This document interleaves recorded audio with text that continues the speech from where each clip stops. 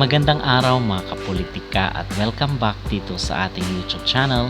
In this video is atin naman pong panunuorin at pag-uusapan itong naging interview pasasalamat ni na Alden Richards at ni Kathryn Bernardo dito sa kailang movie na Hello Love Again. So magbibigay lang po tayo ng ating reaction kasi sobrang laki na po ng kinita nitong movie at masasabi natin na record breaking na ang naging gross ng kanilang pelikula.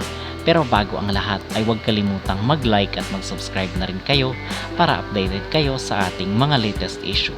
So mahigit isang buwan na po na pinalabas sa mga sinihan itong tinangkilik ng masa ng publiko itong pelikula ni na Alden Richards at ni Kathryn Bernardo na Hello Love Again. So ito po ang sequel doon sa unang pelikula nila na Hello Love Goodbye, which is maraming talaga ang na-capture kung kaya yung part 2 ng kailang movie ay talagang pinagkaguluhan at talagang pinanood ng publiko mga kapolitika. Hindi lang po ng mga Pinoy kundi pati na rin ng mga banyaga at malaki rin po ang kinita worldwide. So nasa 1.4 mahigit pa sa 1.4 billion ang kinita ng kailang movie at nalagpasan pa nito yung movie ni Dingdong Dantes at ni Marian Rivera na Rewind.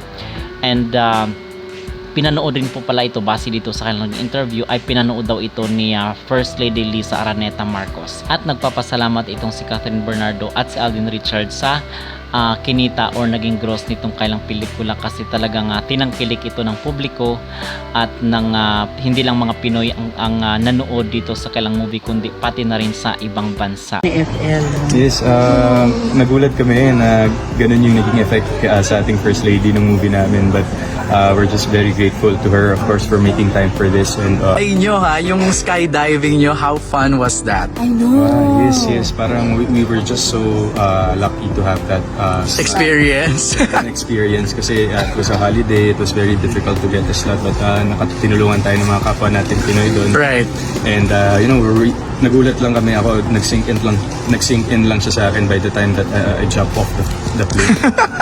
so nagulat lang. It's a fun experience. It was what a way to end our international promo. That's right. Yeah. Naalala ko nag-full circle kasi ni-request mo pala siya 2019. Parang bucket list mo siya. Parang gusto ko mag-skydiving. Di ba? Interview siya ng HLG. Oo. Anong feeling na nag-full circle nagawa mo siya? Oo nga eh.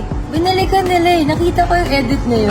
I'm like, yeah, I said this. Tapos ginagawa ko na. May konting tanong sa sarili ko pag talon. Ba't ko ulit ito ginawa? Yung mga 2 seconds and then let's go. Tala na. Masayang parang may last minute regret. Diba? Parang, Mga 2 seconds. Mga 2 seconds regret, pero after Oh my that, God, after it masaya. felt so nice. Right. On top of everything. Tapos, nandun na kami. Parang it was the perfect place to do it. Dubai. Yes. And, yun, buti nakakuha ng slots. Diba? What an experience. What an experience. Last na lang, for all your supporters na lang who joined you from start to finish and has been with you guys after this June ba? Since the July. A1 by the July. Ay, anime pa. Anime. May. Since the announcement. Yeah. Grabe, no? Grabe. So, to everyone po, Kalahating taon. kalahating taon namin Yes. ginawa to. To everyone who joined us in this journey, know na hindi namin po makakalimutan ng experience na to as much as you guys are to it also. So, maraming salamat po for all the love and support. We could not have done it without you guys. Hindi naman to credit ng isang tao. This is a team effort, and Right. all of you guys watching are contributed to all of it. So maraming salamat po, and you inspired us a lot with this project. So yan, as we end this year, as we end this journey, much love and gratefulness po ang tanging nasa mga puso namin. So we're very grateful. Yes, we're very, very grateful. We did this project for quite some time. I think this is the longest I've done so far for a movie. Grabe yung naging journey niya. But hindi lang naman kami to, lahat ng mga tao na tumulong sa amin and nagmakita ng suporta ever since we did the new movie announcement up until now. Showing pa din pala, by the way, On sa our ibang fifth cinema. week, and Fifth week. over 100 and plus screens pa tayo ngayon. Oh my gosh, yeah. 100 plus pa rin. 300 worldwide. Saka sa Cambodia, nag-trending daw kayo. Oh, really? Yeah, hello, love again, Cambodia. Go ahead, continue. So, the amount of support na pinapakita nyo, not just here in the Philippines, but also online, all over the world, hindi namin ito magawa kung walang support ngayon. And that support motivated us and kept us going. So, thank you.